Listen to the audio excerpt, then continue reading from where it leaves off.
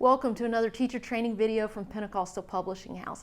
Today I want to talk about growing your church through your teaching ministry.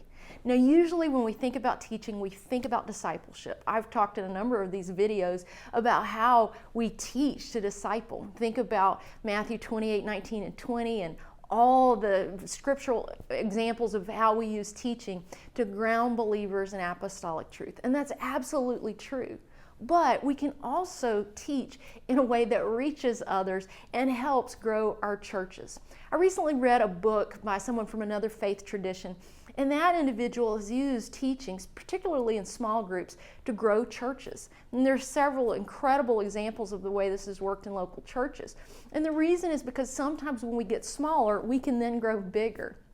So what does this mean? This means, first of all, that you would need to make the conscious decision and decide, is this a path that we want to take with our teaching ministry in our local church? If you're going to do this, it takes intentionality. So the very first step, if you're interested in growing your church through your teaching ministry, would be to make the decision, are we going to do this?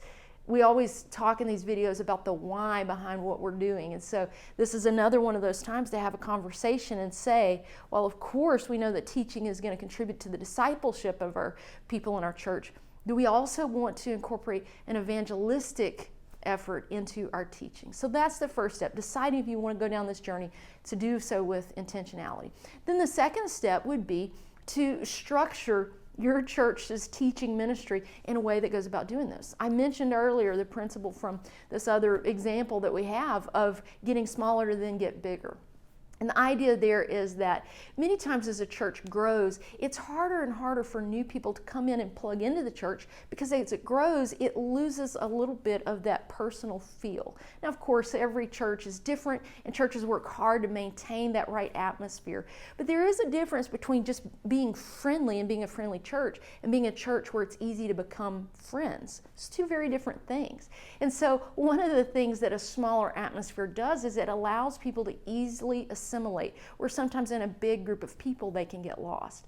So there are many, many variables that we'd have to talk about, but one way that you can use your teaching ministry to help with this idea of church growth is by making sure that you're structured in such a way that there are very accessible small groups that people can plug into if they're new to the church. And this way they get connected in a way that maybe if they just come on Sunday morning in the big sanctuary service, maybe it's a little tougher. So the first thing you can do then is ask yourself, how are the teaching ministry groups in my church structured? Do we need to divide smaller so that we can plug people into these groups, and then they're going to make those friendships and they're going to get connected, they're going to start talking. The thing about small groups is that it's intentionally designed so that it is interactive. And it's amazing how when people begin to share stories, maybe it's a simple lesson on grace, but people start talking and they're verbalizing their experiences about grace. And it brings a connection to the people around them that are there in those moments to support them. That's really unlike anything else.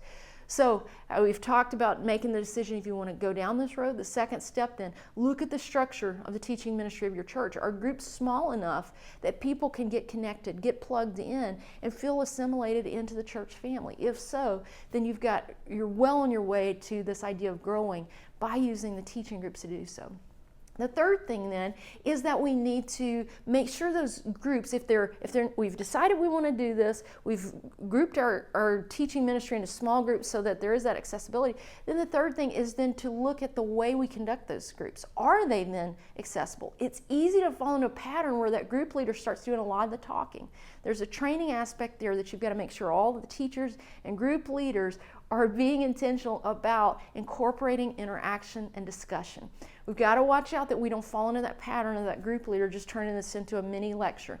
But do a little training and make sure everybody is committed to having this interactive conversation, so then these new people that come to the group are able to contribute and take part and start feeling those connections and making those friendships with the people around them that they're talking to.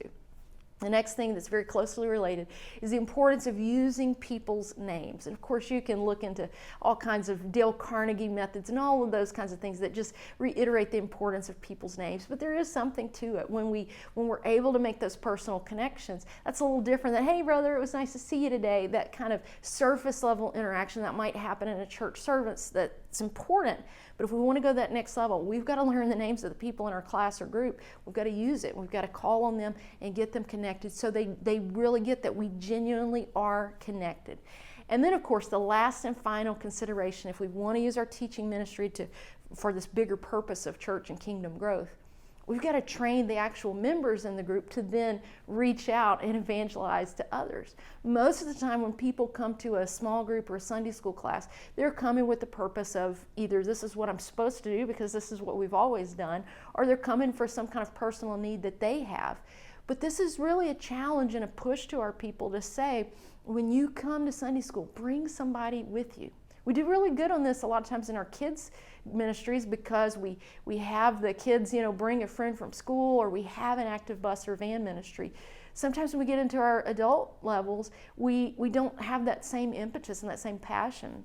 But this video is a call to challenge the students, adult students, the group members in your church, your adults, to think about bringing somebody with them. Again, if you've got a small group format where you're committed to discussion, people are very personal, using each other's names, that's an easy sell to ask a friend or a neighbor to come and be part of that group as well and get plugged into that community. So as we recalibrate our minds and get our adults thinking about who can I bring with me to my group, to my class, we've got all kinds of possibilities then for growth through the teaching ministry. So if you'd like more information about this, you're welcome to reach out to us at Pentecostal Publishing. We are excited to be part of ministering to the kingdom and growing the church through teaching.